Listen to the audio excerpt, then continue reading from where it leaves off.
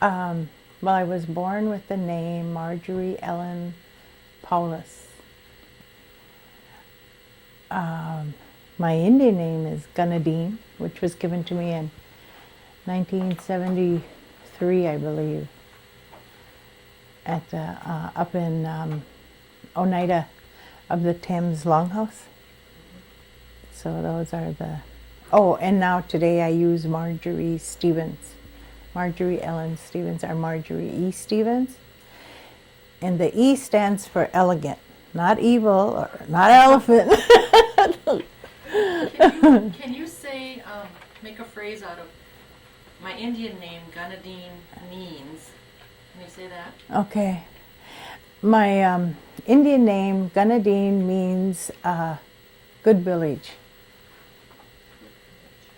And I think I'm living up to it because I have 20 grandchildren. I have, well, I have 6 children, 20 grandchildren, and 1 great-grandchild. You have your own village. I have my own village. Could you spell your name for us, Marge? So we get the correct spelling. The Indian name? Okay. No, your regular, your real. Oh, it's your birth name. Marjorie. Marjorie. Ellen. Powless. Spell the full name. E, well, middle initial E, Ellen, Powless, Powless, Stevens, Stevens. Okay. Who is your mother and father, Marge? Mark and Margaret Stevens Powless. And where were they born? In Oneida here. In Oneida? Yeah. And what could you tell us about your father? My father died when I was 9 years old, about to turn 10. He died in May and I turned 10 in June. And it seems like I can't really remember him that well, like doing things with him. I have one memory that comes to mind immediately is walking down Washington Street in Milwaukee. No, Green Bay, and we were, he had my hand, and I can't remember how old I was, but Green Bay, Washington Street in Green Bay was a real busy shopping street at that time, and I must have been maybe 5, and we were walking, and we came to the corner, and I stepped off the curb. I was going to keep on walking, and here a car came around the corner, and I don't know if it hit me. It couldn't have hit me. Maybe it did, or it knocked me down, or really scared me, or something. And I remember wetting my pants and being so embarrassed. But he took me up to one of the doctors, Hittner, had an office right there on Washington Street, and then I remember waiting for a long time. Then he finally just took me home. I never did see a doctor, and I wasn't hurt, really. That's one memory I always remember about him. And of course, I remember the day that he died. That was. Do you know his birthday and where he was born? And we didn't get his name yet either. Mark Noble Powless. No, I don't. I think he was about 59 or 60 when he died. So he had to be born in the late the late 1800s. 1888 or somewhere in there. Okay. Was your father involved in any tribal politics? From what I'm told, he was, and then as a child, I remember hearing the New York land claims. I remember just hearing that, and I can't remember if he ever went to New York. He must have, and Prudy Dockstader always tells me, well, not always, but she's told me that. Her mother, Lydia, used to cook for my dad because he'd bring all these people here. But I don't remember that. Who's Prudy? What's her last name? Prudy Dockstader, her mother is Lydia Bennett. Okay. And I've seen pictures of Lydia and Prudy and Bob when they were children with all these men in suits with my dad that I guess were working on the land claims. And then they say, I didn't know this, but they said he worked with Minnie Kellogg a lot on the land claims. And of course, she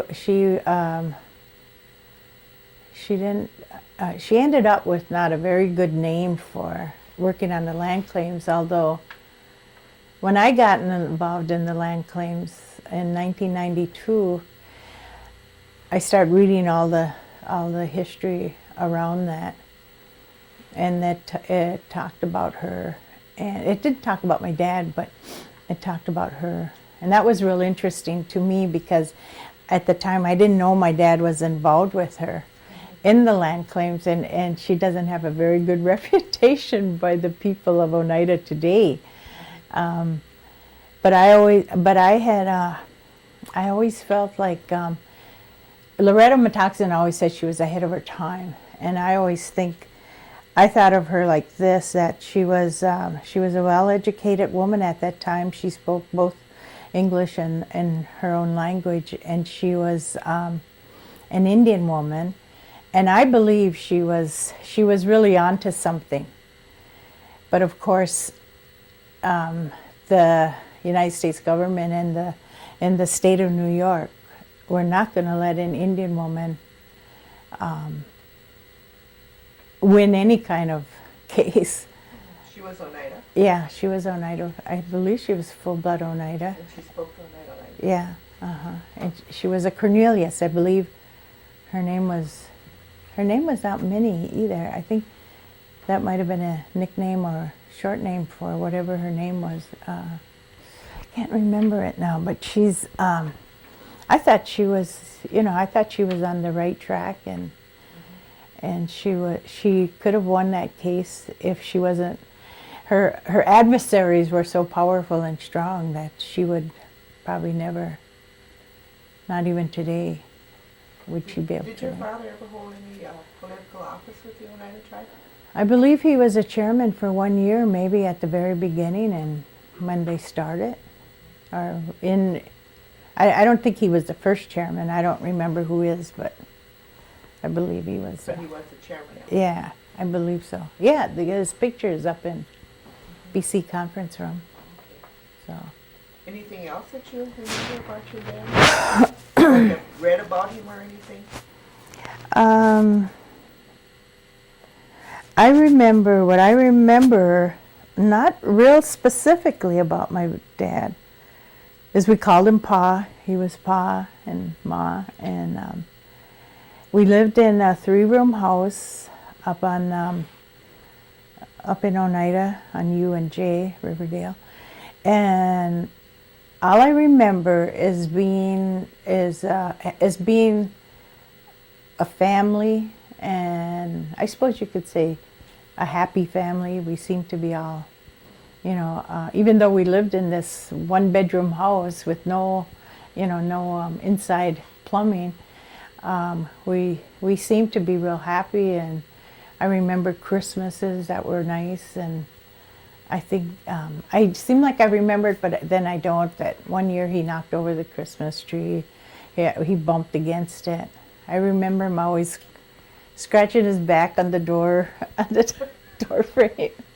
Just little things like that. But I can't remember sitting on his lap or talking with him or playing or anything like that. I can't remember those things. Did you know who his parents were?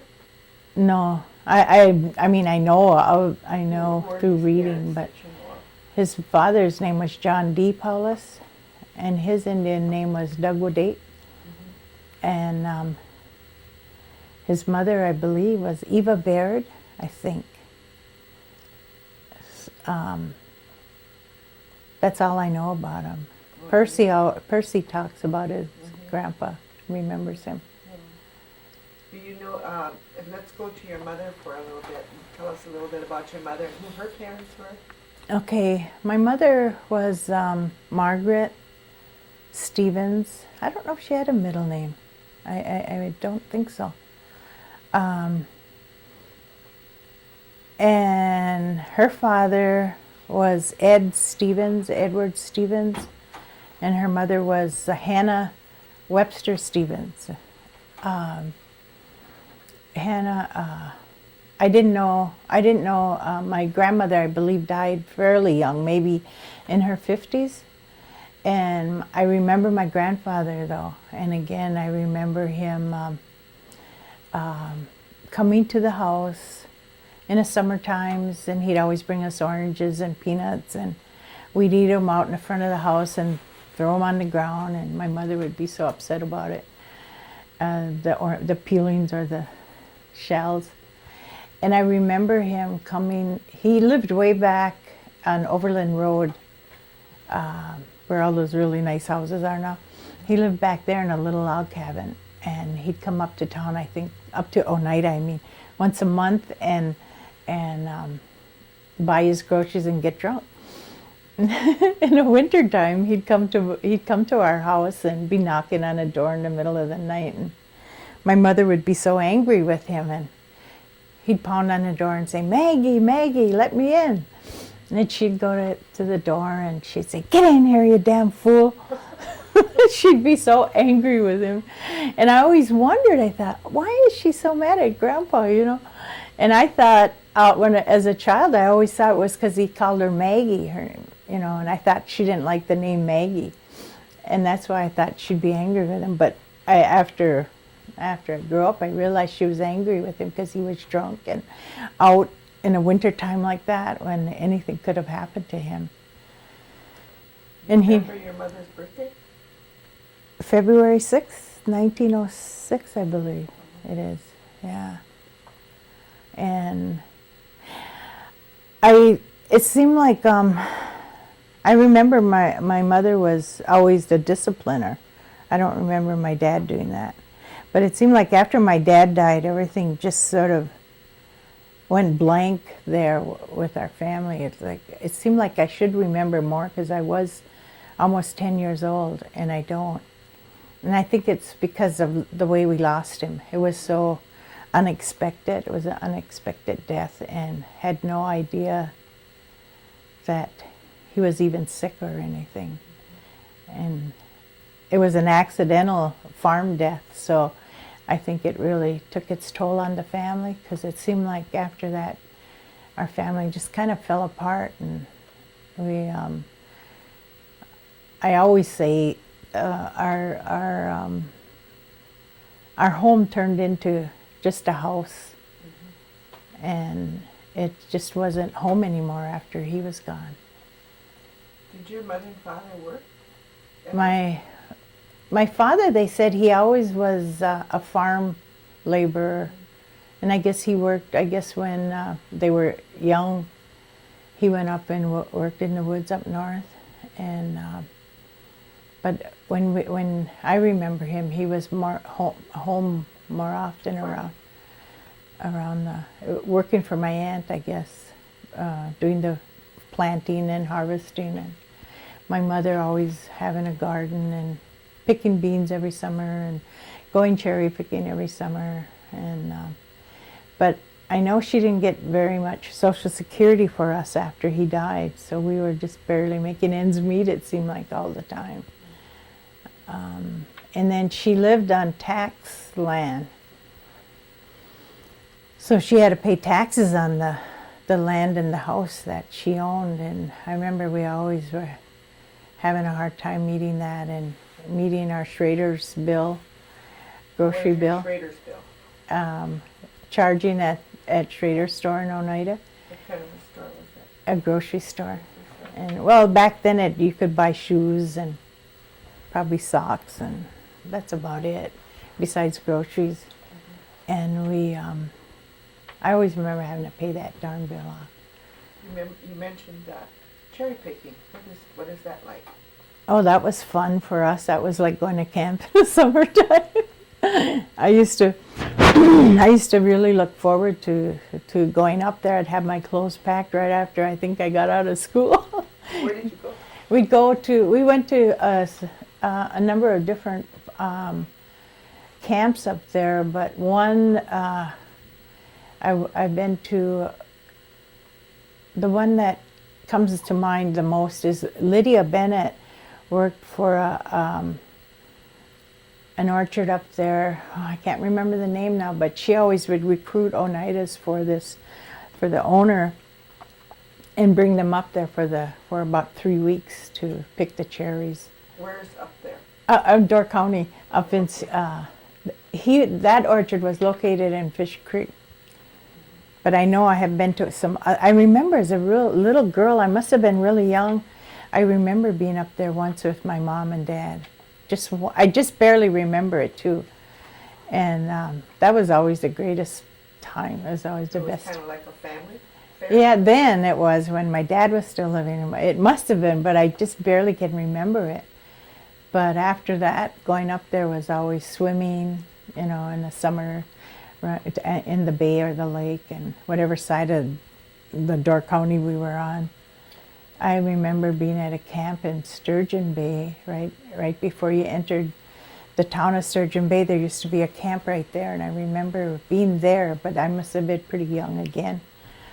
And we always had to go in the summer to pick cherries to help pay the Schrader bill off, because I suppose by that time it was really high, and maybe after all summer, and so. You mentioned that you remember going there with your mother and father. Did you continue to go there after your father passed away? Yeah, we continued to go, but I can't remember. It seemed like I would go with Diane. Diane is Prudy's daughter, Diane House, Funmaker Beeson. She was my best friend. We were always very close with Prudy and Lydia.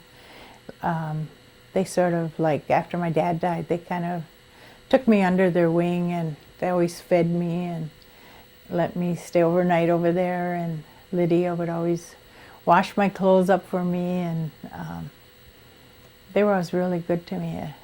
Well, they still are. I mean, Prudy and I are very close, yeah. Do you remember if your mother had any sisters or brothers? They say she had 3 brothers, but she's the only one who survived out of 4 children. And from what I understand, I don't know if you interviewed Mary, she always tells a story about how Ma, when she was very little, she almost drowned in a spring where they got their water. And her brothers were the ones that pulled her out and saved her, more or less. And she only survived, so they must have had to have lived till they were 10 or 8 or whatever. No one ever talked about that. That's really strange. I don't know if she ever talked about that. Maybe it was too painful back then but I never asked John or Percy, about it. Never thought to. Why she was, but from what I understand, my grandfather was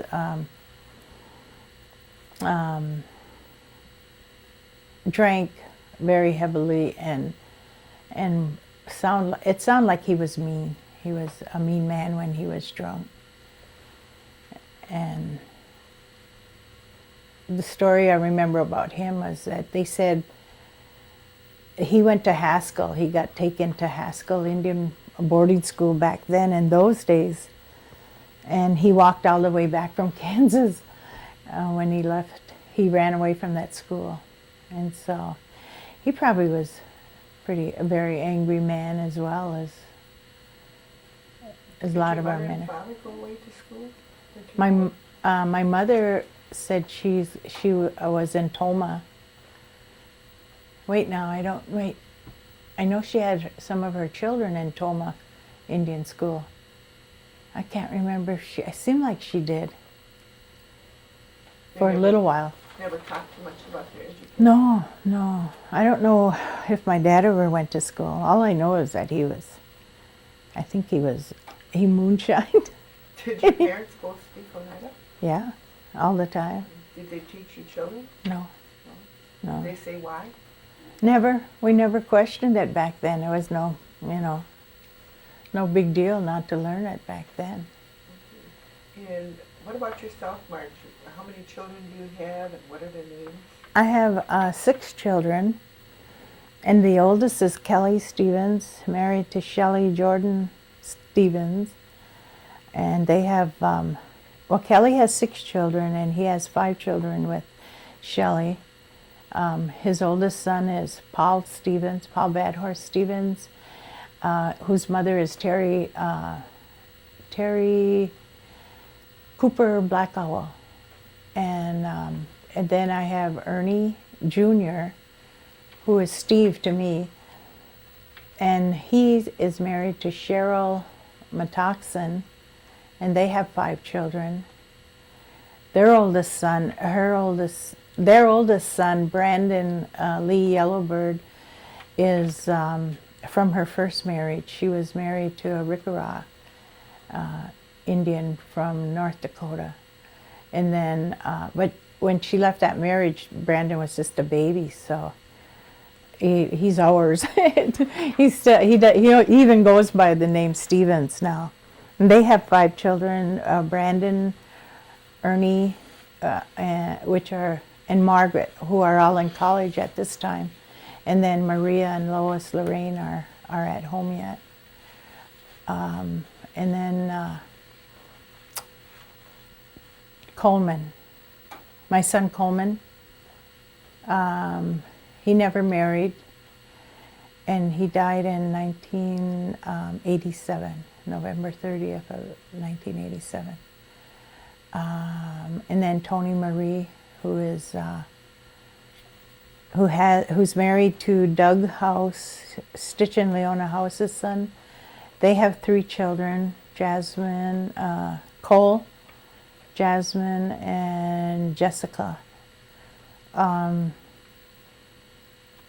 then I have Michelle, and she has 6 children, and she's married to she was married to Matt Denny, and she's now married to Bobby Joe Crouch, and they have 1 son. So she has 5 boys and 1 girl. Maria is 18, and then there's DJ, Derek, Desmond, Kendrick, and Edward. And then I have Apache Bright Star Stevens. I wasn't married to her father. Her father was Mexican from Milwaukee, Mexican or Hispanic, they call them nowadays. And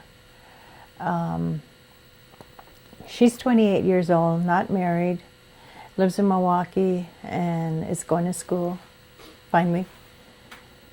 And I think that's about it. What about your brothers and sisters? How many brothers and sisters did you have? I have 3 sisters and 5 brothers. Can you give us their names? The oldest was John Powless, John Powless married to Lois Moore Powless. Purcell Powless married to Angie Skenador. Mark Powless married to Shirley King. Dorothy Mahuji comes before Mark. She's married to Joe Mahuji, who's Ka Indian from Oklahoma. And Mary Dodge, forgot about her. Mary Dodge, whose husband was Nick Dodge, who was half Oneida and Menominee, and he passed away fairly young. Lorraine, I forgot about Lorraine. Lorraine Cornelius was married to, I can't think of it, Gordy Cornelius. And he also passed away, like he was 43, and Nick was somewhere in their 40s when they passed away. And of course, Lorraine passed away in 1988, a year after my son passed away. And of course, John just passed away in September of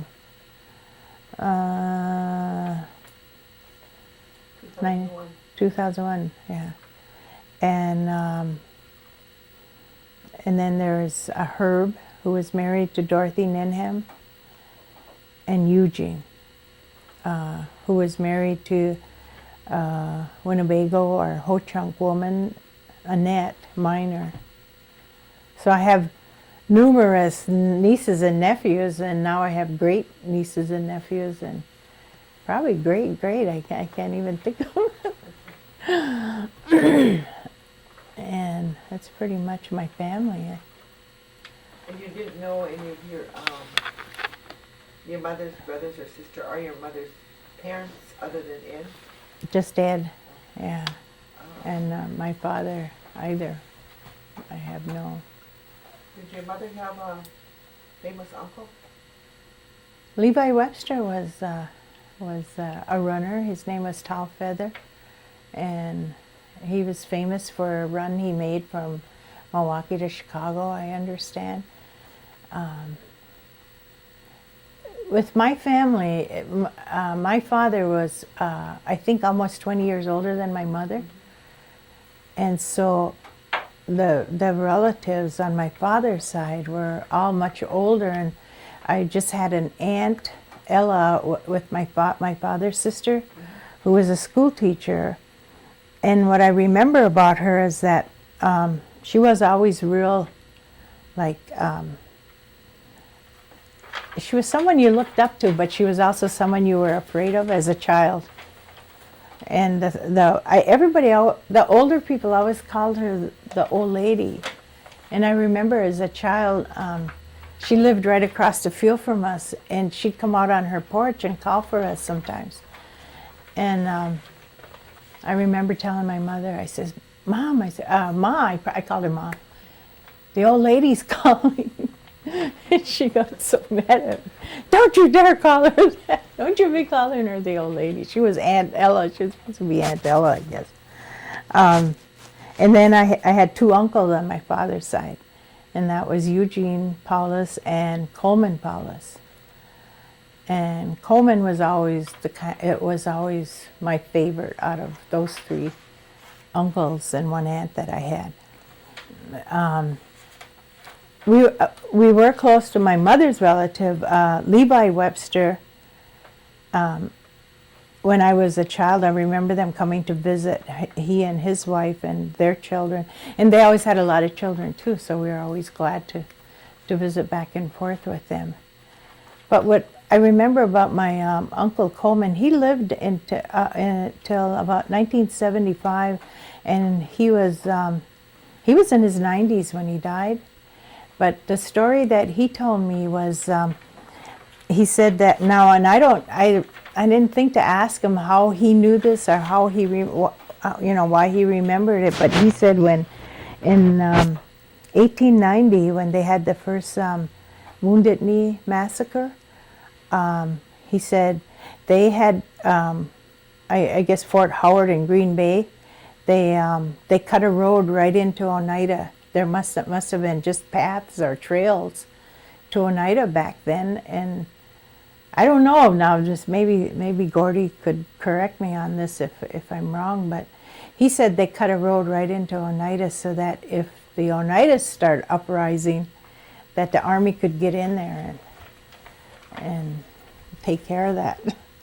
But I thought that was I don't know if he was born soon enough to remember that as a child. He had to be a child. Now, he may have been old enough to remember the news or whatever. I don't know what it was like back in those times, how they got their news. Or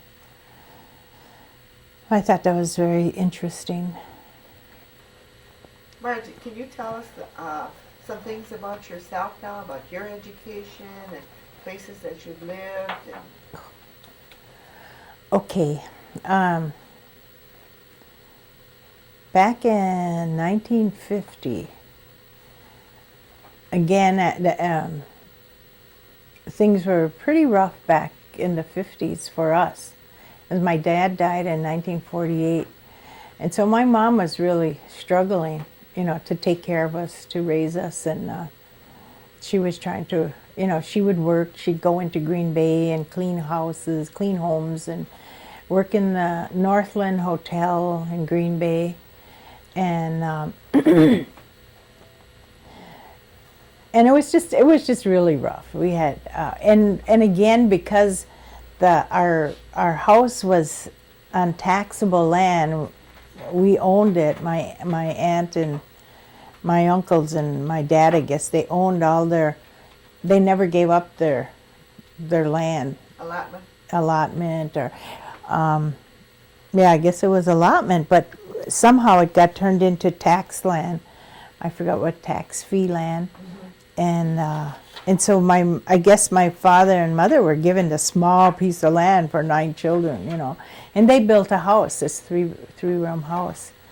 And so we weren't qualified for any kinds of benefits because my mother lived on tax-free land, even though she was a widow and had all these kids. So when I would go to school, and I had a friend, Bev John, who just passed away here recently.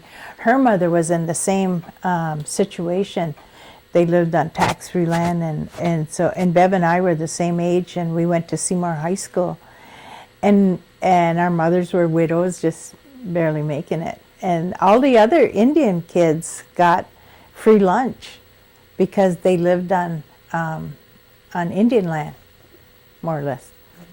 And Bev and I would be we didn't have fathers, and our mothers were just barely making it. They weren't educated to, where they could do any besides house cleaning. And we'd be so hungry, and they'd all go in to have their free lunch, and we'd have to stand around and wait. And if we had our lunch with us, or scrape up whatever pennies we had to go and get some French fries, sometimes we were able to do that. And then I don't know about Bev, but I know I was always wearing my sister's hand-me-downs, my sister Dorothy was 7 years older than I was. And so when I was a freshman, I told my mom I was going to quit school. I wasn't going to go to school anymore. Where did you go to school? Seymour High School. And I went to school with Mary Ann Danforth. And all those girls were my friends from over in your neighborhood. They were all my friends back then. And Yvonne, that just passed away. And so when I refused to go to school anymore, I think Herb was already, I don't know if that was the time he was trying to join the Air Force, and the Marine Corps finally took him. I think he was 16 when he went into the Marine Corps. And so my mother sent me down to Milwaukee by Percy and Angie then, when I didn't want to go to school anymore. So I had to go to school in Milwaukee. And I went to school at, I think it was Lincoln High. And it was like, I was like all by myself, because we lived on the north side, and the school was half black and half Italian, I think. And then a scattering of probably Polish and whatever. And that was bad, and I wasn't really happy with that either. And then my sister Dorothy was already out in California working. I don't know how. I think my 2 older sisters, Lorraine and Mary, went out to California when they were like 17 and 18 with June Appleton, who left her husband Bob Appleton at the time. They owned the filling station in Oneida, and she was from California, so she took Mary and Lorraine out there, and that's how we start going out there then, because they were out there when my dad died, and they had to come back. I remember them coming back for that. And so then my sister Dorothy came home from there. She had gone, I don't remember when she went out, but she came home in 1955 in the summer and spent the summer at home. And then when she got ready to go back, for some reason, she decided to take me with her. And then we took my friend Diane along, who was 17 and I was 16. Oh, I know, they put me in a home for the summer to go work for these wealthy people from Chicago. And then they wanted me to work there all summer. And so they picked me up and took me up to Eagle River for 2 weeks in a resort and take care of their children. And I didn't like that. So when we came back, heading from Milwaukee, Chicago, I had them leave me off in Milwaukee, and I wouldn't go to Chicago with them. So that's one of the reasons they sent me to, I guess with Dorothy then, Dorothy decided to take me, and she said I could work in a home out there and go to school at the same time and live in this home. Again, for probably wealthy people. Well, that's what happened. She took me there then, and I lived with a Jewish family. They were like middle class, and my friend Diane, she got into a real wealthy family where they treated her like the maid, and she could only have 1 day a week off.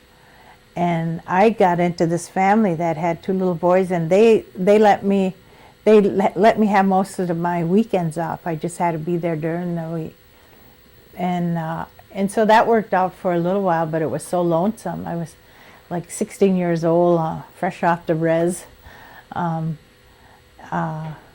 in one of the biggest cities in the world at that time. But it was nice. It was fun. I didn't realize how well we had it, because Los Angeles was a really nice.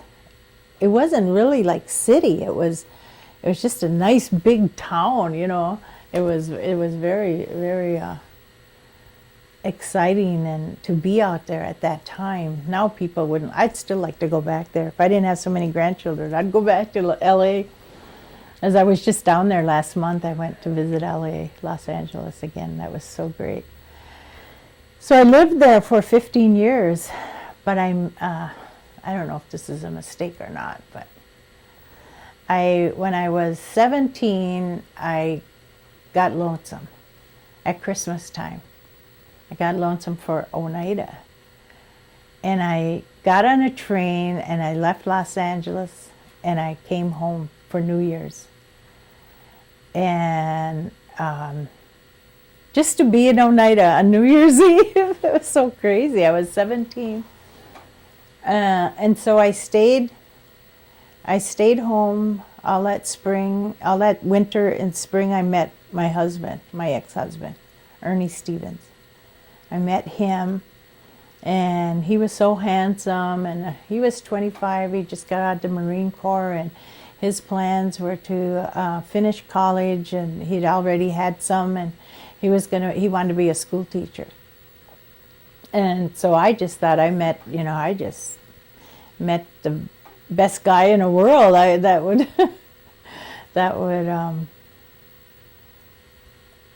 That we'd go somewhere in life. And I thought, being married to a school teacher, wow, because he wanted to get married right away, and I wasn't 18 yet, so we had to wait till I was 18, and my mom didn't want me to get married, I guess, but she never told me that. She never sat down and told me why, or I should wait, or do this or do that. She just gave me a train ticket to go back to LA. And so I went back in probably June or July. After I turned 18, I went back to Los Angeles, and he followed me out there. Him and his cousin hitchhiked to California. And he had an aunt up in Lancaster, California. And so we eventually got married then when he came. And then the children just start coming so fast. I didn't know what to do. I didn't know how to stop it. And I was getting pregnant all the time. I had my first 4 children. I had 3 boys right in a row. The 3 boys are 14 months apart. And then I had Tony, my girl, my daughter, and her and Coleman were 19 months apart. And so it was like we couldn't do anything. He had to just keep trying to work, and we weren't making ends meet, and these babies kept coming and couldn't stop it, and the marriage was getting worse and worse. And finally the marriage just broke up, and I left him, and mainly because of drinking. He started drinking, and he tried to go back to school once, and we did have this friend who wanted him to go to school. He said he would help him and sponsor him, but we already had 4 children by then, and he just didn't think he could do it. And I wasn't educated either, because I never got out of high school with all the moving around I was doing. I never finished high school, and so he just didn't feel like he could go to school, which I was willing to sacrifice again. I told him that. but I guess he just didn't feel like he could afford it. And he would have been an excellent lawyer because he was a very smart man. He was an intelligent man. And of course, he was very handsome back then in those days. And it was just, so being so young, not knowing what to do in situations and predicaments in marriages, that I just finally I left him. And that was the second time I left him. And so he let me go then. Who was his mother? Maria Christian Hinton was Ernest Lloyd Stevens, senior now, because my Ernie is the junior. And so he was Oneida. He was related to the Christian family. So then, I don't know, I walked out on him with 4 children. The alcohol and the drinking and the running around, that's what really did it. I guess I have all kinds of theories and that I can blame it on. Did you get back to going to school then after that? No. I tried. I was, I guess you could say in one sense I was very fortunate, because I guess people always just kind of helped me out because I had 4 children as a single parent. Probably, no, I wouldn't have been. But I was a single parent with all these children, and Ernie just went on with his own life then. And I had a friend who, back in the 1968, 69, I believe that's when either Kennedy or Nixon start working toward helping minorities. And I think that's when they also enacted the Self-Determination Act for Indian people. And at UCLA, they started these programs called, there was the Native American Cultural Program, the Mexican American Cultural Program, Asian American, and African American. And my friend, Peggy Barnett, was Peggy Saraceno Barnett. She happened to get the job as administrator to start up the Native American, or the American Indian Culture Program. Yeah, and she hired me as her secretary.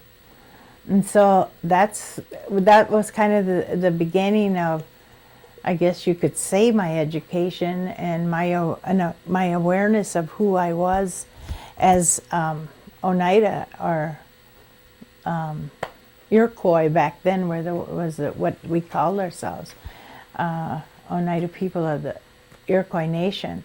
And I didn't know too much about, I just knew that we were one of the Oneida Nation was one of the 6 nations, or 5 nations really, because the Tuscaroras were adopted later on.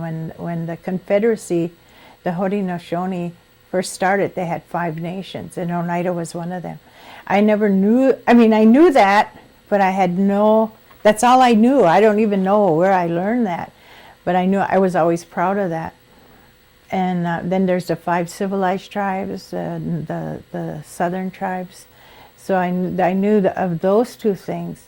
In fact, when I went to California, I didn't know there was more Indian people. I thought there was just us and maybe Winnebagos and Navajos. I didn't know there were so many Indian people in this country till I went to Los Angeles, and I met so many different Indian people there. It was just amazing, and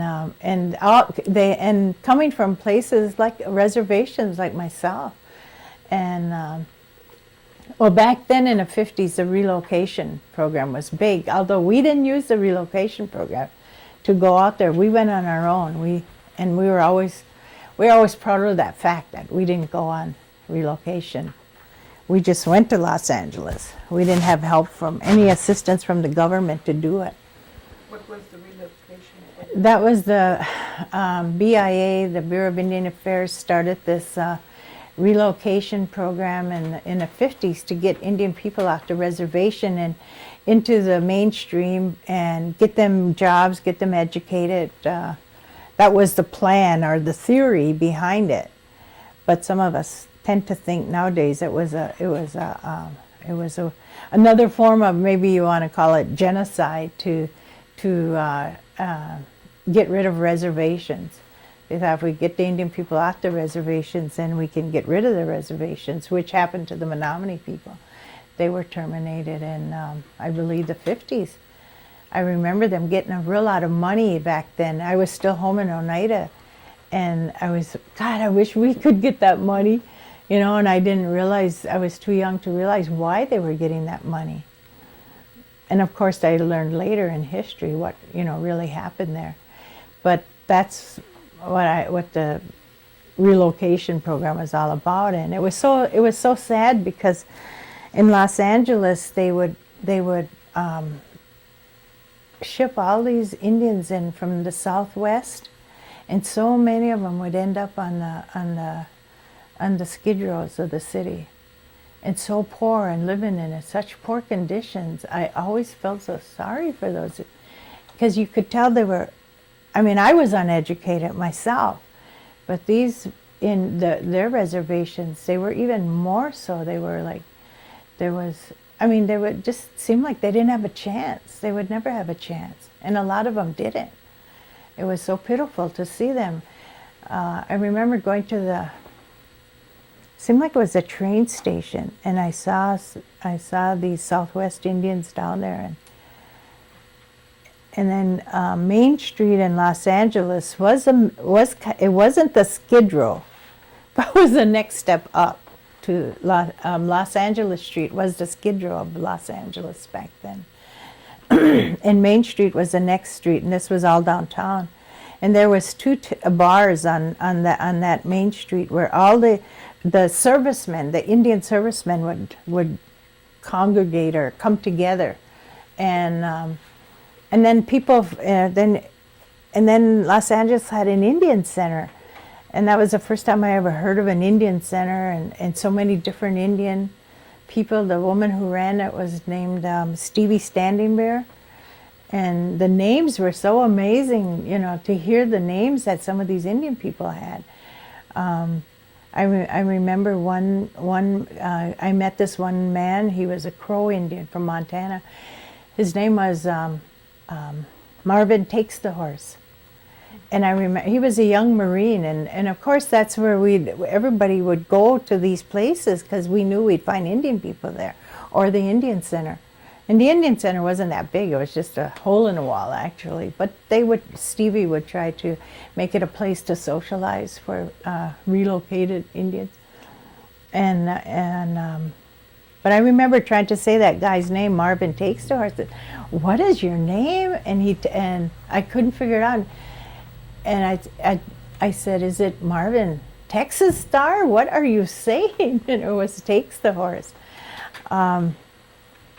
But anyway, that was real.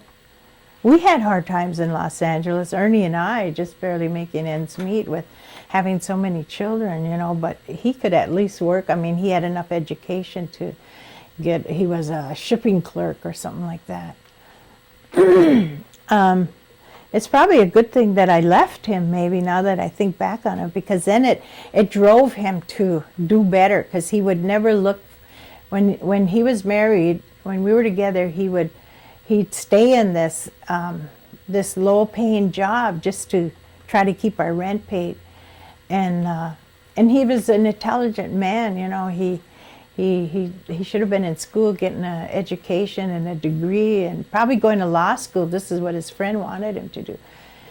And so then when I left him, then he did start making moves to not better himself, actually. He went to work for the Indian Center in Los Angeles, and he built that Indian Center up to where it would be more beneficial to Indian people and helpful to Indian people when they come to the city. And he eventually ended up in Washington, D.C. So and I think he's done a lot of good for Indian people throughout the country. Not here in Oneida maybe, But I think he's even done some good things in Oneida. Here I am getting off. I'm going off in so many directions here. Back to your education. Yeah, I was at Los Angeles, UCLA, and at UCLA, like I said, it was my awareness and the very beginning of my education. I tried to go to school. I went to secretarial school after I got divorced, and tried to work in different places and insurance companies and that. But at UCLA, we had like the run of the mill. We were in charge, and so we recruited a director. We needed to find a director. We got Ted Halapa from Leonce, Michigan, who had just gotten out of college, his bachelor's, and he came and directed the program then, and we started a high potential program, and the initials were High Pot, and that was so weird or ironic because that's when smoking marijuana was really big then. And we were in this building called Campbell Hall. That's where our offices were. All the Asians, blacks, and Mexican Americans. What was UCLA? What does that stand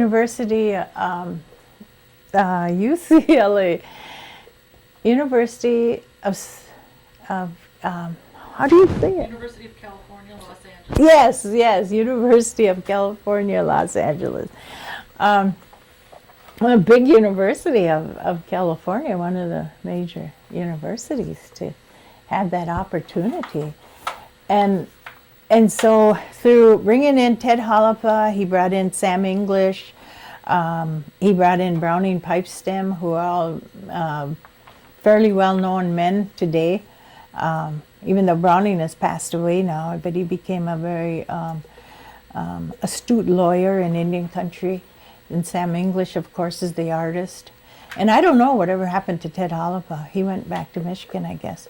But we started this high potential program for Native students, or Indian students from the reservations. Who were living in Los Angeles already. And I took some of those classes. And that's when I became quite aware of the history of Indian people and what happened to Indian people. There was the book out, Our Brother's Keeper, which was, I believe, was banned or banished, or what do you call it, when they ban books? And that they don't even, although our library has it. And that was a book written by a Jewish man named Cohn. I think it was Cohn, C-O-H-N. And he wrote about all the things that the Bureau of Indian Affairs did to Indian people, how they ripped them off and took advantage of them, and spent their money, and just what's happening today. Because it was never really, the Bureau of Indian Affairs was never really operated by Indians, because we probably didn't have enough educated Indians to do that back then. And then I think Bury My Heart at Wounded Knee came out after that.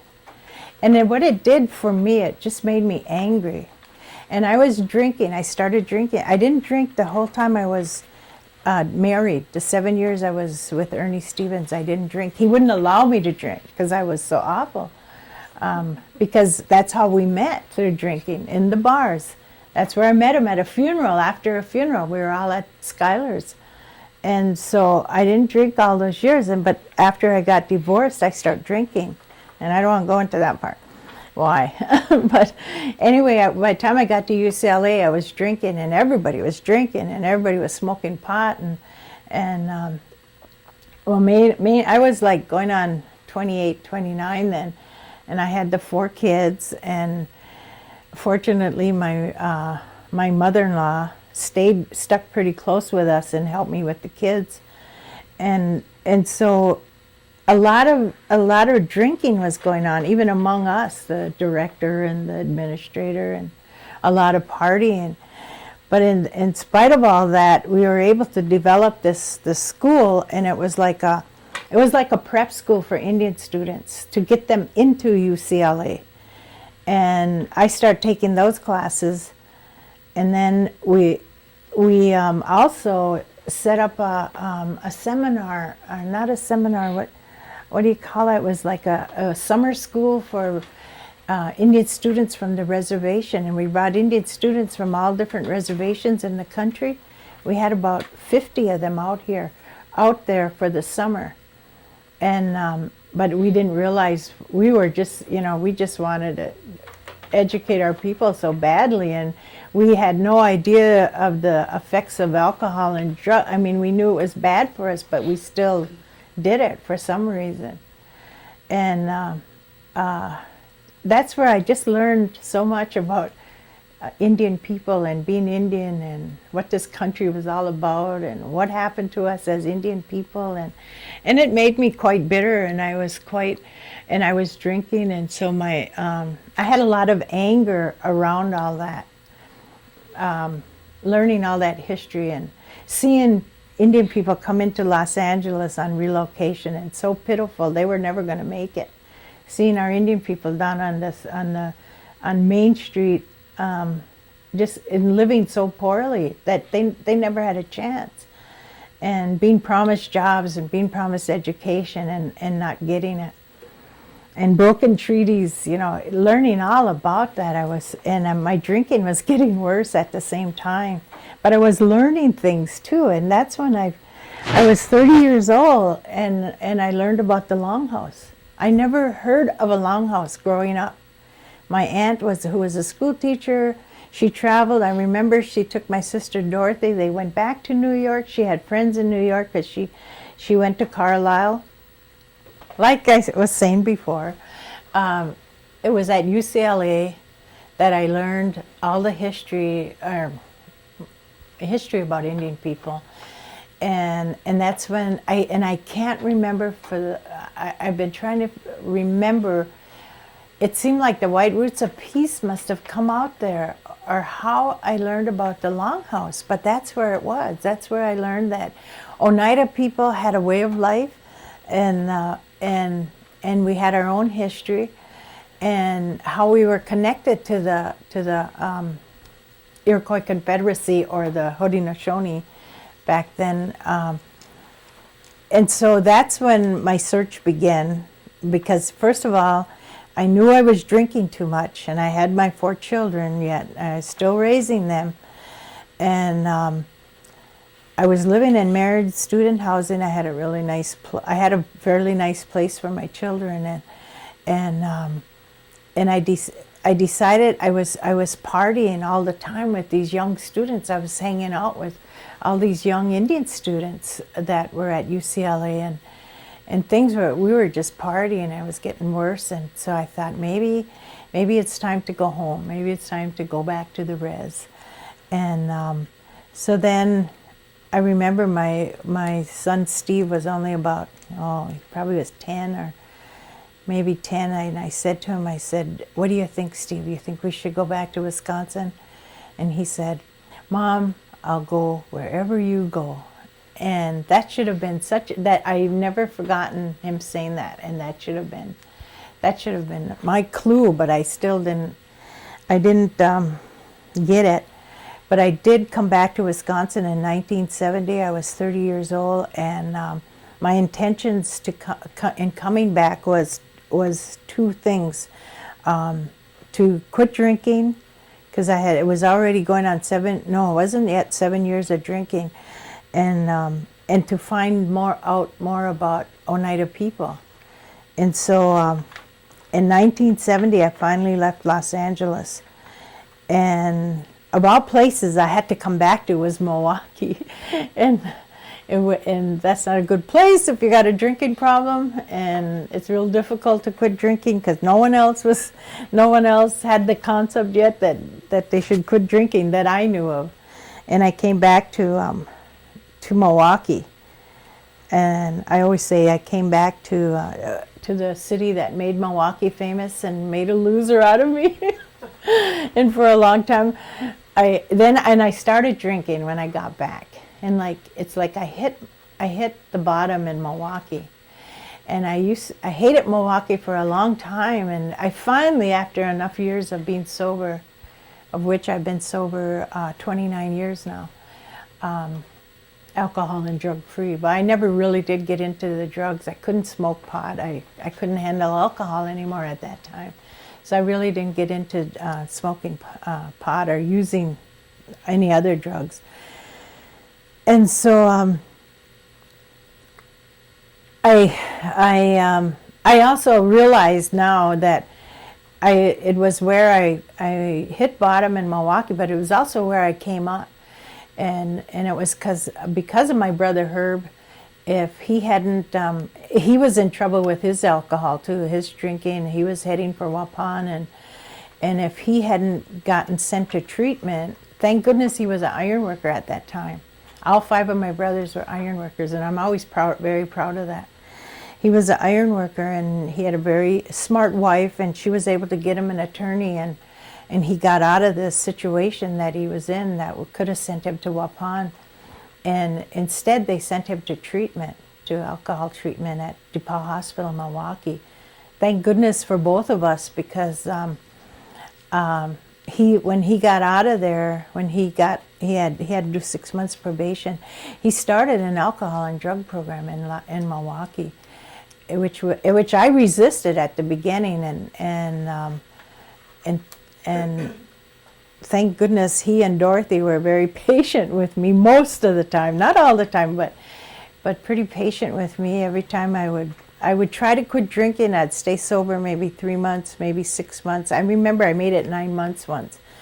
And they'd always pick me up, and I always say they shook me off, and they'd send me again, send me going again. And I finally made it. But only because of certain things happening, and then the alcohol and drug program. I wouldn't have made it if I didn't have Dorothy and Herb and my sister Lorraine and that alcohol and drug program, and then my thirst or hunger to know more about Oneida people and who we were in this longhouse concept.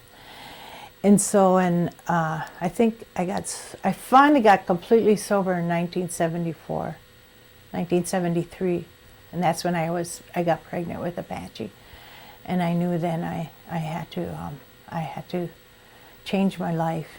And I said, if I'm going to bring another child into this world, I can't raise her like I had been raising my other 4 children, because I had already lost Michelle, and that's what did it. But in the meantime, I took one trip back to New York State. I thought that's where I would find out who the Oneida people were and find out about Oneidas. And I went out to the Onondaga Reservation, and that was I think it was 1972. And the alcohol and drug program was going really good, and we had brought the White Roots of Peace, which was a group that was out of New York State that was going all over the country, and they would go to universities and colleges throughout the country, and they'd also go to reservations. And for some reason, we were able to get them into Milwaukee, and then we started a Indian community school as well.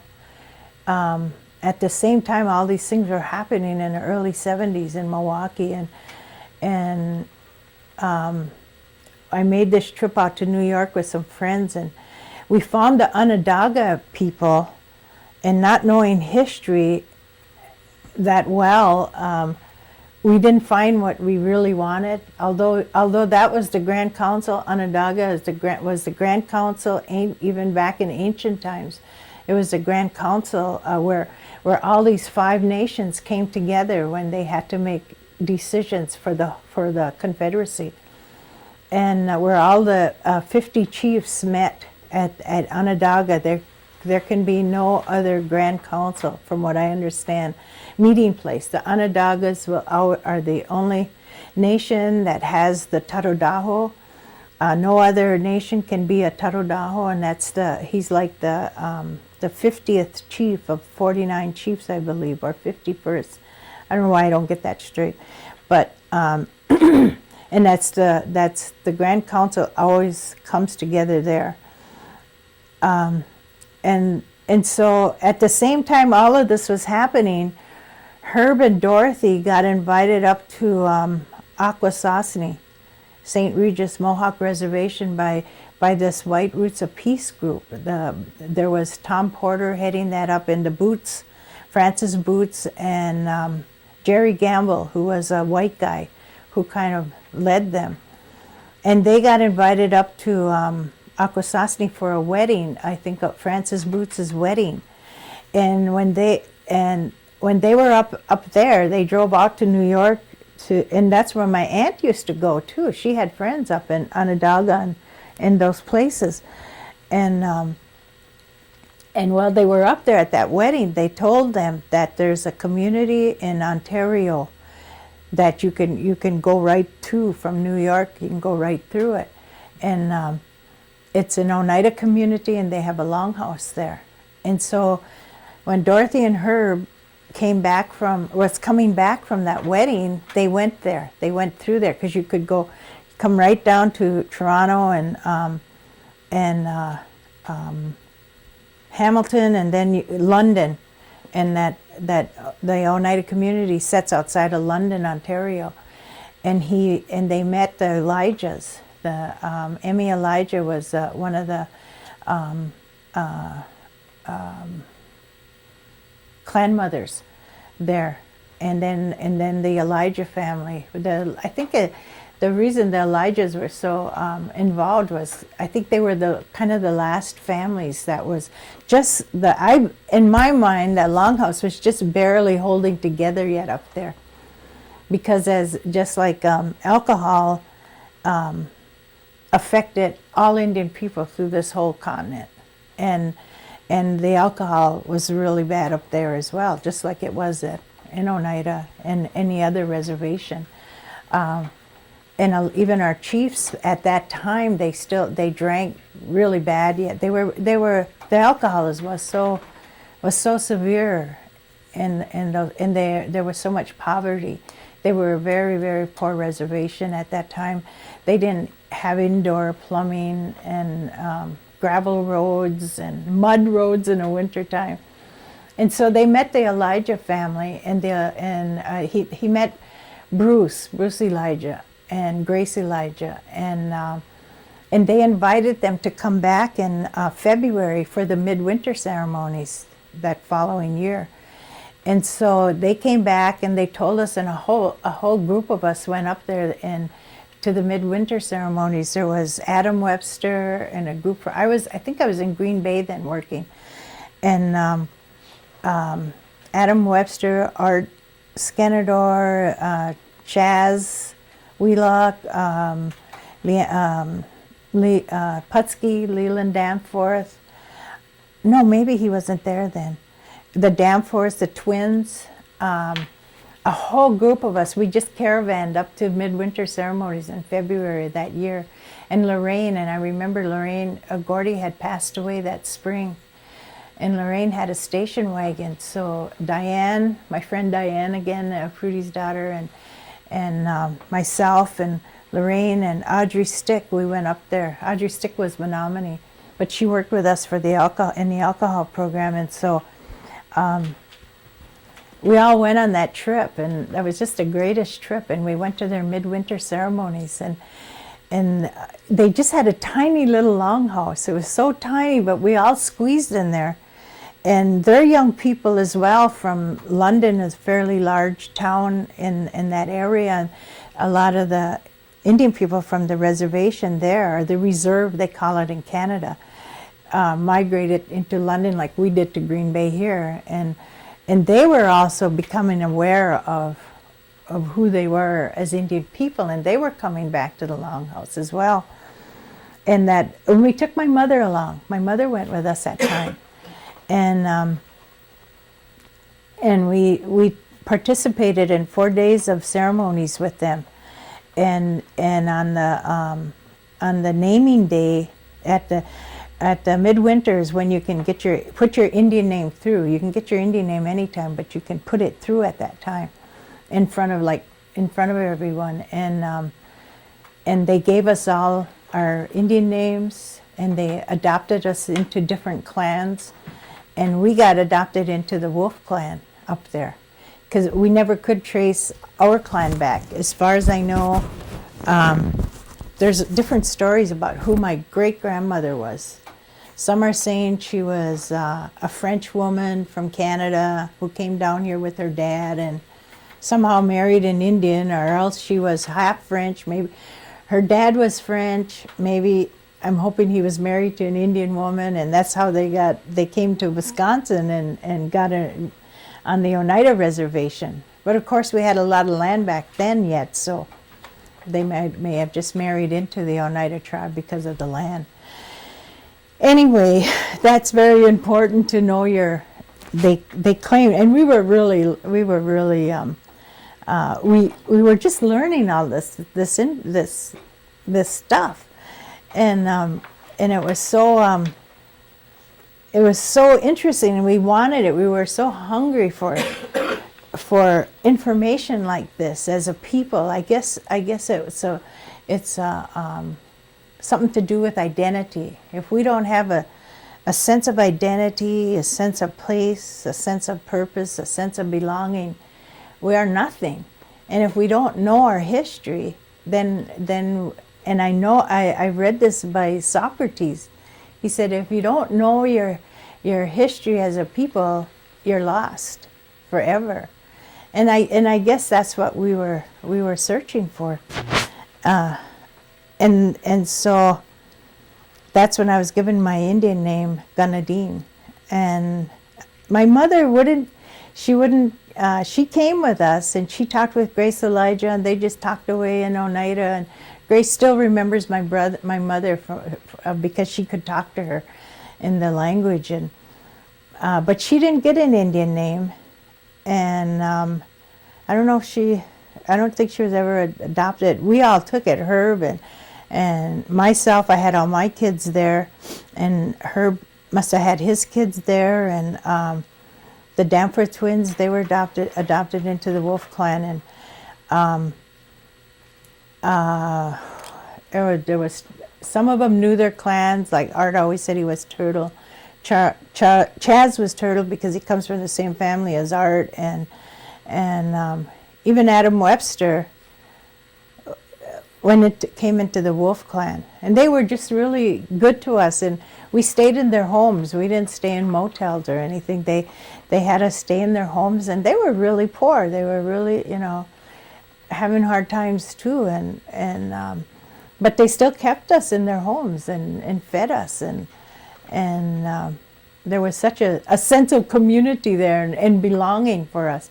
They were so good to us, and they were so, I guess, happy to see us, to see Oneidas from Wisconsin.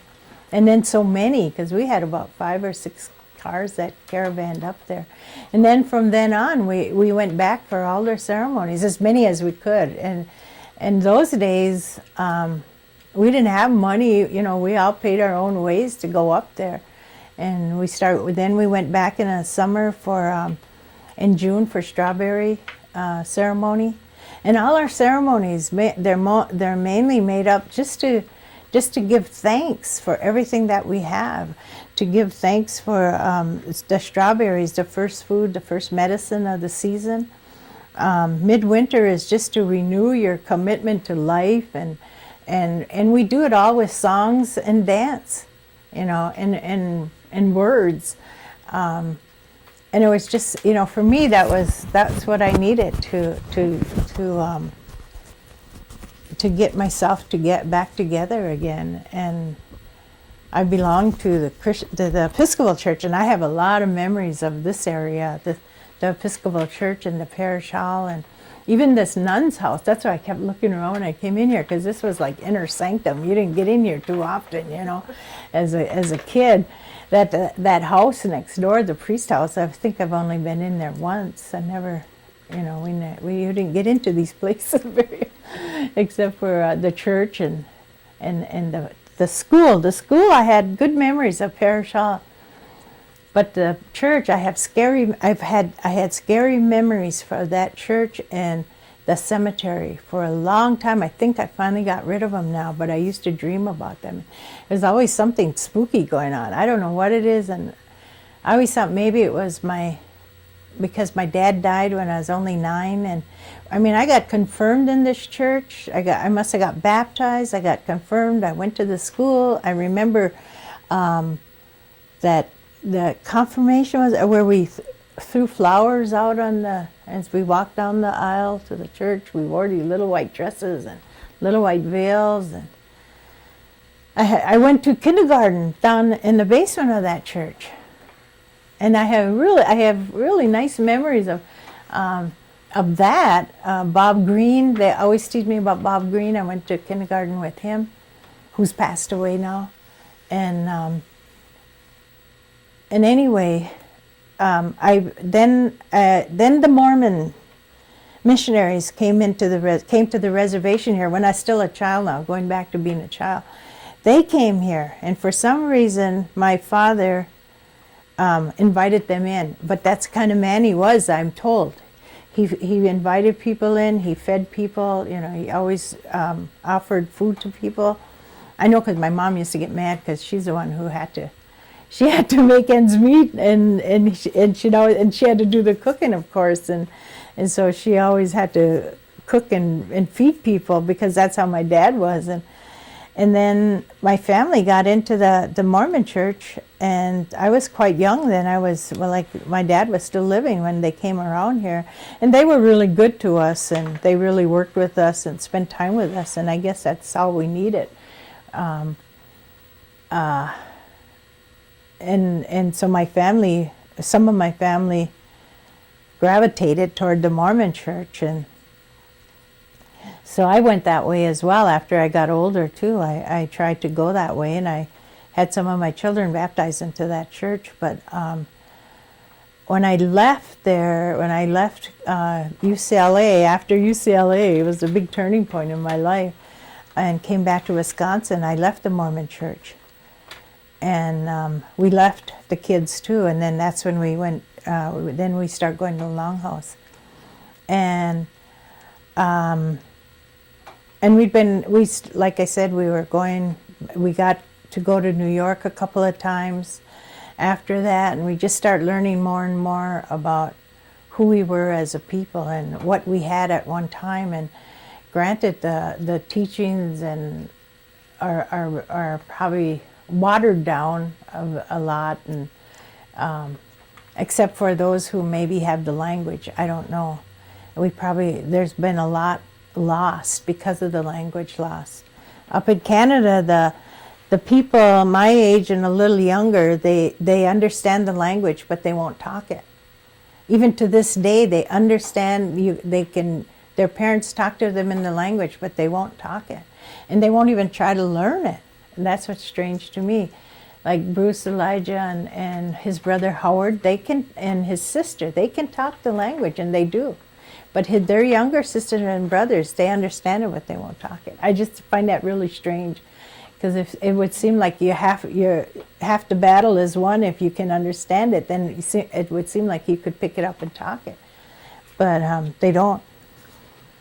And so all down through the years, then we finally start bringing some of the ceremonies out here and starting them. And we were really, back in those days, in those early days, we were young, and we were rigid, and we didn't know any better, you know, because we were learning this. We were just so, I guess, overzealous in learning these ways, and got real rigid in them, where I think in some of the families, you know, we were told that, well, if your grandmother was an Indian, you can't belong, you know, and some of us were sticking by that. I never did though, but some of, and I think this might be a sore point for Gordon. I'm not sure if it is anymore. But I remember back then, you know, some of our families did have non-Indian grandmothers. And if you did, then your line stops right there. And so that was controversial with us for a long time. And I guess because of our own ignorance, and then people not even interested in the longhouse because they were satisfied with their beliefs and everything, we were kind of condemned. They said we belonged to a cult, and we were devil worshippers, and I didn't even know people were talking about. This is how ignorant I was, I guess, that people were talking about Artley and I, saying we were trying to steer our youth toward being devil worshippers, and and it was, you know, it's just the opposite. It was the total, complete opposite of what we were trying to do. And many of us, we got sober. We got, I think, some of the domestic violence that happened with us had stopped, but it didn't. It was like people, because we said we're longhouse or traditional, that we were supposed to instantly change into these good people then. But we couldn't change even average, normal, everyday people. I think it takes all our lives to become the kind of person we really want to be. If that's a good person, or I suppose a bad person, I don't know. But we were supposed to, I always felt like I lived in a fishbowl, because I was like, if any of us got a new car, oh, what are you traditional people doing with a new car? Or if we were modern in any way, you know, we weren't supposed to be, I get, in other people's minds. And I don't know, I maybe I wasn't on that side, so I really can't understand it. But for me, it was like, I thought people should be just so happy to learn who they are as a people, and that we have a rich history. You know, we have some really good teachings, and I couldn't understand why people did not leave their churches. No, I guess that's what I was wishing for, because I was also sobering up. Many of us were sobering up, getting off the alcohol, and that's a whole sickness in itself, alcoholism, and it creates spiritual, emotional, and physical sicknesses. Alcohol does. And so our minds were not really where we were supposed to be, because we didn't know, although maybe for some knew, maybe I should just speak for myself, some knew that their body, mind, and spirit should all work together. I didn't know that. It took me a long time to learn that I had a spirit, and I had a mind, and I have a body, and those three have to work together in order to live a maybe fulfilling life. I don't want to say a good life, because we're not all good, and I know I'm not always good. This is what we were changing. You know, this change was coming so fast at us that we couldn't be perfect. We couldn't be good. We still had our old bad habits, you know, and we'd still fall back into them, although our teachings were telling us, you know, the same thing, like the Handsome Lake Code. Well, there's a great law of peace, first of all, that they claim is the ancient teachings, and that's to live in peace with one another, because history tells us we were cannibals at one time. And I don't know if we were or not. I don't like to believe that. But we must have been probably maybe very warring people. And they claim that this, the peacemaker came to us, and he brought us the great law of peace. And so, you know, that's how we were supposed to live. And then later on, the Handsome Lake Code came, and that's the Guy Wheel, and that was brought to us by Handsome Lake himself, who was very influenced by the Quakers. The Quakers were, from what I'm told, they were very compassionate to Indian people back in the early days of the building of this country, of the United States. And they knew that we had to get educated in order to understand those treaties and to be able to make treaties. And so they worked closely with I don't know if all tribes, but with the Confederacy, the Haudenosaunee, in helping us to, helping our people back then.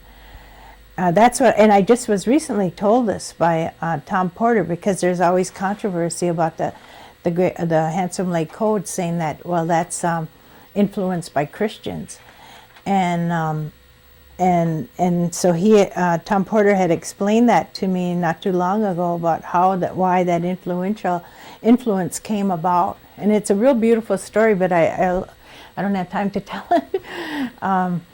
But I will, and if you ever want to hear it, if I can remember it right, if you hear it from Tom Porter, you'll really hear a beautiful story. But anyway, so we had all these teachings that were more or less coming back to us and guiding us, but we couldn't be perfect, because we still, today yet, many of us have these old behaviors. I mean, Art was on his way to becoming a chief, a traditional chief, and he blew that, and it's too bad. But I think again, that's just human weaknesses and human failures that we all will probably, maybe always suffer. Even good people must suffer, or whoever we consider, the priests, the nuns, the whatever. And of course we know the priest story now today, but we won't go there. But just trying to live a good life, to be a good human being while we're here, the short time we're here.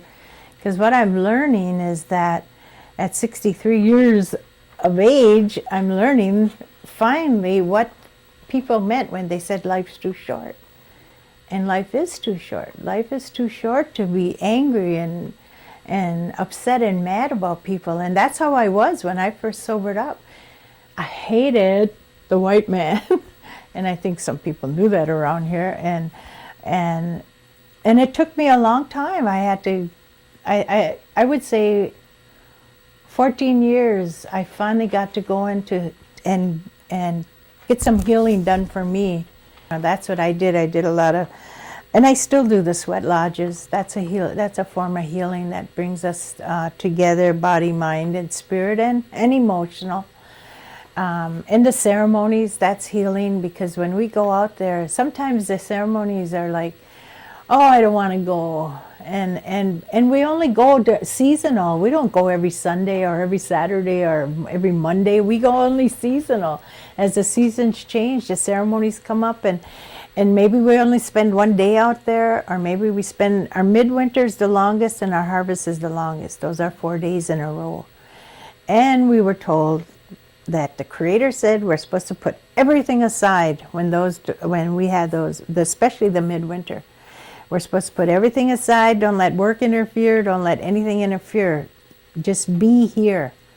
Be at the ceremonies. And I've had to do that, and it's been difficult for a lot of us, because some can't get off work, and some got other commitments to other family members that don't believe in this. But I've learned to realize, and it's real difficult, because again, like I said, all of us have our own old behaviors that keep, the ugly heads keep popping up every now and then, and then we got to push them back down, and so hard feelings begin and start, and then we're not talking, someone's not talking to each other, all of that goes on. That's human nature, I believe. But I've been going to, I always said, I'm going to quit going to this longhouse.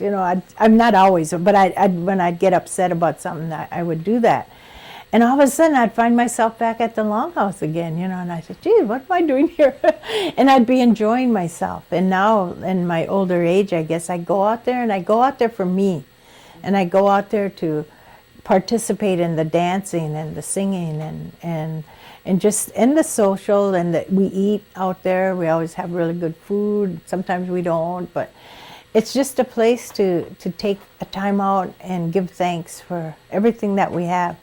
And again, we do that in a form of, and even our medicines are in a form of singing or dancing and healing, and that's all it's about. Just creation, I guess. Just living within creation. That's how I always like to describe it. Is we lived in harmony with creation and respected that. But yet, in history we got accused of paganism, where we worship the sun and we worship the moon and things like that. But all we were doing was giving thanks for what all of life's elements do for us, our creation elements, universe, whatever, the stars. We even look at the stars as our relatives. The Tarodaho, the last Tarodaho that passed away now, we have a new one. He said that, I don't know if I should tell the story, but he said that they even stole the stars from us because we got to depend on watches and clocks. I like that analogy that he made about stealing the stars from us. We got all our land stolen, and now and even the stars. And but it's just it's just living in harmony, I guess. Bottom line is learning to live in harmony. And it takes a lifetime for anybody, I think, no matter what you believe in. If you don't believe in anything, you just believe in yourself, It takes a lifetime to learn that. And so that's what I wanted to emphasize the most. I guess maybe I still carry some resentments about having to live in a fishbowl, and just because I'm traditional, I'm supposed to be this perfect traditional person, woman, especially women, and yet I guess I'm going on too long about that. What? Do they consider the longhouse as being traditional? Yeah, they always call Or us the traditional. outside community that's not longhouse? Yeah, they're And traditional. you're a longhouse person? We're Haudenosaunee. Okay. Yeah. There's one other item that I'd like to touch on, and that's in regards to medicines that are used by the Native Americans. I know there's a lot of them today that are still using it. Mm-hmm. Do you know of any medicines that are being used by the Oneida people at this time? Well, when you talk about medicines, do you mean Herbs and plants stuff, and yes. herbs? I think also you can kind of use that like the Tarodaho did with the stars. They're using them now, and I'm seeing that more and more in medical books where they're using herbs, acupuncture, and Is there any special herbs that you know of that the Native Americans use, Oneidas? especially? number 6. Have you ever heard of that? Mhm. That's a herb that still is used today. And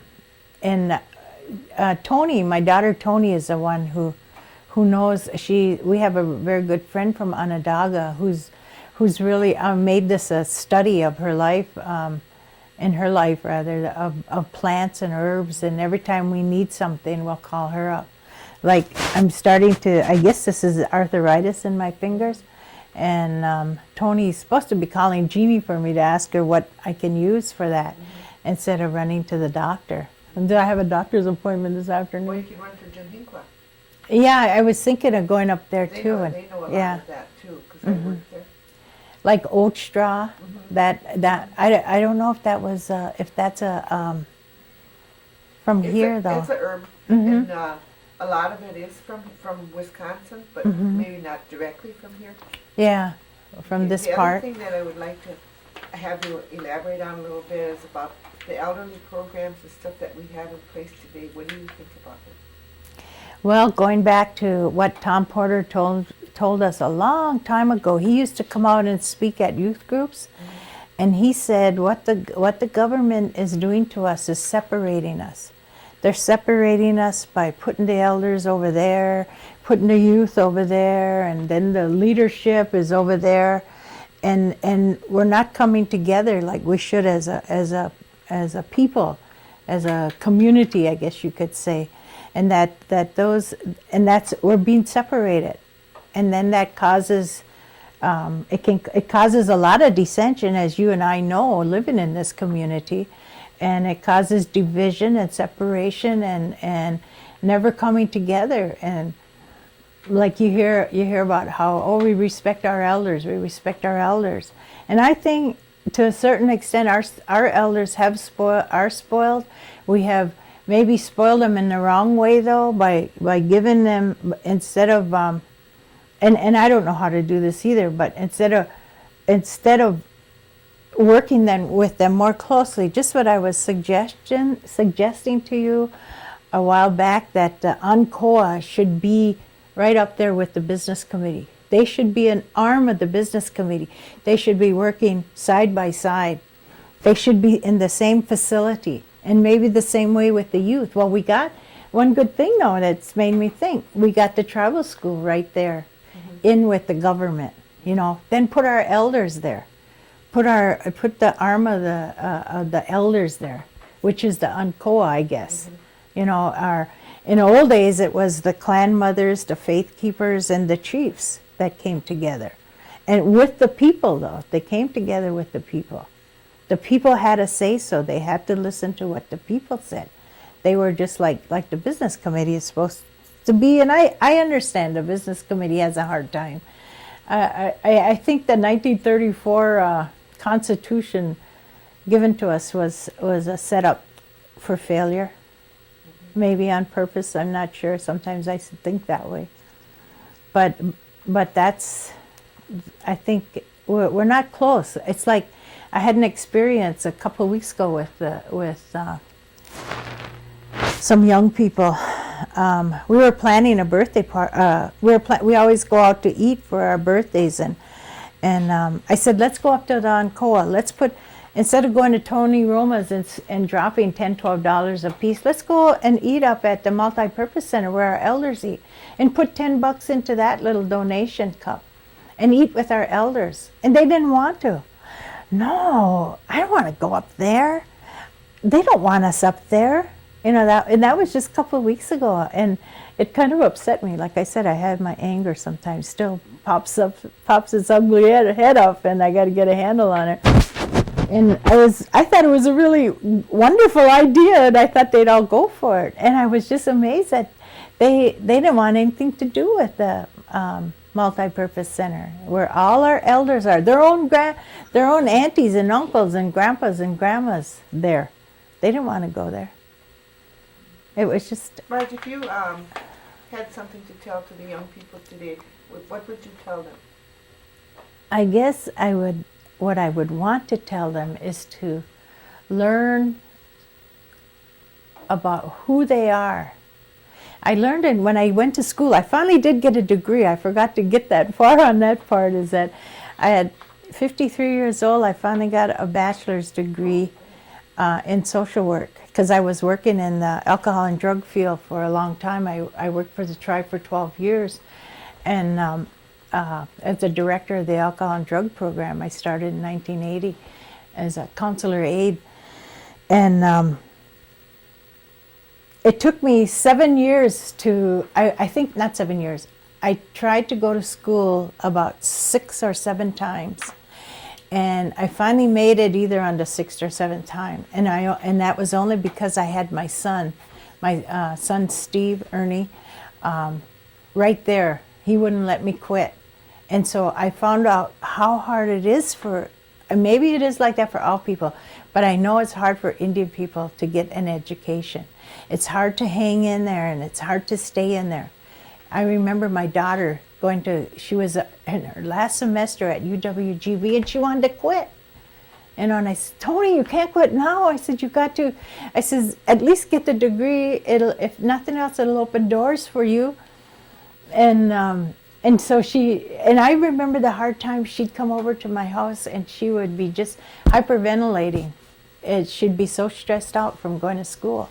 And she'd come in, maybe she'd stay overnight, and then she'd take off, thanks, Mom, and be gone again till she would get so stressed out, she'd be back. And so I know it's really hard on our young people. We think, oh, go off to college and get an education. It doesn't happen that way. They need the support of family. They need the support of friends. They need a mentor. They need someone there. We need to be there. It's like the saying about, it takes a community to raise a child. It's kind of like that. And as corny as that may sound, I don't know. But I like the saying when I used to see it. But I learned when I finally went to school and finally graduated when I was taking these courses. In one course, that's where we learned about a sense of belonging, a sense of purpose, a sense of place, and a sense of identity. People need that. They need that Those to. are things you feel that the children today need to learn. They have to have that. They have to learn that, and they have to have that feeling. They have to have that feeling from others, that sense of belonging, that sense of purpose. And you start with your identity. That's where I started. It's learning who I was, and then who my family was, who my people were. We just have to know that in order to have that, I guess, a comfort zone, a confidence in ourselves that we can do it, that we can, like they always say, you can do whatever you want to do, you can be whatever you want to be. That's bullshit, as far as I'm concerned. You can't be that if you don't have that support around you.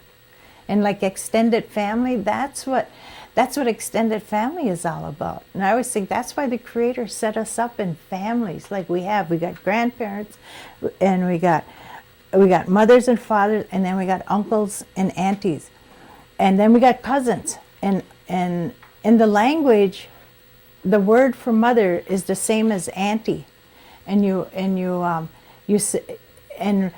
auntie and an uncle takes the place of parents.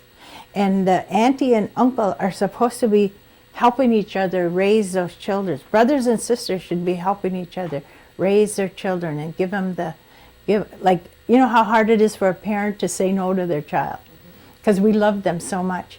Well, an uncle and auntie can come and do that, right?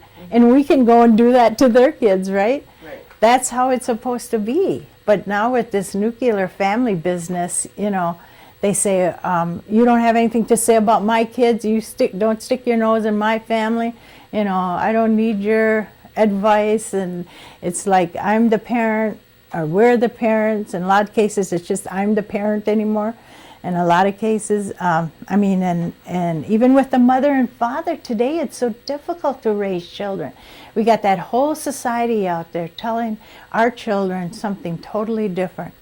So even when you have a good mother and father raising these children, it's difficult. You got to have that extended family. It's my belief. That's my belief that those. I wouldn't have made it without my family. I used to say, I raised my kids alone, and I sobered up by myself, and I had to be sober. I don't know how long, when I realized I didn't do anything alone. I didn't do any of that alone. I had help on every level and in every degree that I needed help as a single parent, a single mother. I had my sisters there, I had my brothers there, I had their wives there. I remember Angie saying to me one time, I don't know what we were doing, and she said, Marge, you're doing such a good job, she said, working for these people. Because back when I first started working for alcoholism, people were of the mind that why are you helping those people? They're hopeless. Why are you wasting your time and spending your time on hopeless people? Well, even back in the old days, we took care of those kind of people. The whole nation, they looked out for one another. It didn't matter what your level was. I believe anyway. I think that would be my belief. That even if they're hopeless, they got to be taken care of, right? Somehow. Just like, well, no, that's not a good analogy, but that's how I feel about family. Well, we want to thank you, Marge, for coming and sharing your information with us today. And thank you very much. You're welcome, and I appreciate giving the time to do it. I hope someone finds it helpful or whatever. It helped me. It helped me just to go over all this again. All right. Thank you.